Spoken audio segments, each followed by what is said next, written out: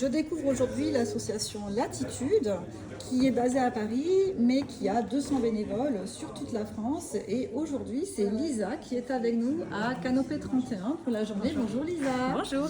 Alors j'ai complètement flashé sur votre très joli jeu qui parle du numérique mais sans apport sans en fait avoir besoin de se connecter. Donc c'est ça qui est vraiment très très intéressant. Ce sont des jeux de cartes. Est-ce que vous pouvez nous en dire un petit peu plus s'il vous plaît Lisa? Avec plaisir. Donc c'est un jeu qui s'appelle Future of Tech, qui est déjà entièrement gratuit, qui dure 2 heures et qui est à destination des élèves de collège et de lycée. D'accord, très bien. Quel est l'objectif du jeu? L'objectif, il y en a plusieurs. Le premier, ce serait de vraiment prendre conscience et de découvrir les impacts sociaux et environnementaux du numérique. Oui. Et c'est aussi de découvrir les métiers Voilà. du numérique. Et on parlait en particulier des filles et de leur rapport au numérique. Oui, exactement. Mais beaucoup de filles, et moi la première, quand j'étais petite, ne se tournent pas forcément vers ces métiers par méconnaissance, principalement. Et beaucoup d'ancrage de type stéréotypes Oui, qui vrai. peuvent Oui. être véhiculés par les médias Oui. ou aussi par manque de connaissances. Donc Oui. là, c'est aussi un jeu qui permet de se rendre compte de ce qui se fait vraiment et de se rendre compte qu'en fait, tout est possible pour tout le monde. Donc on parle des apports et des rapports avec le numérique, des métiers du numérique également, au cours de ce jeu de cartes qui se passe comment? Alors, ça dure 2 heures.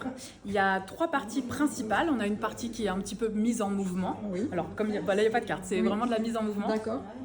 On pose des questions aux jeunes sur un petit peu leur utilisation du numérique, toujours sans jugement.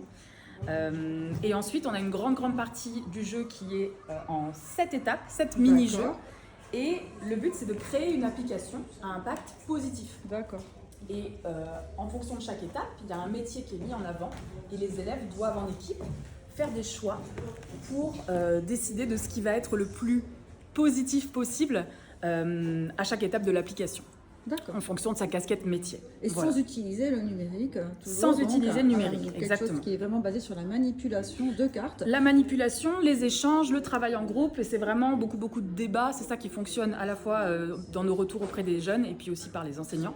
Parce que c'est aussi des choses qui sont travaillées à l'école, de prendre la parole en public, s'écouter.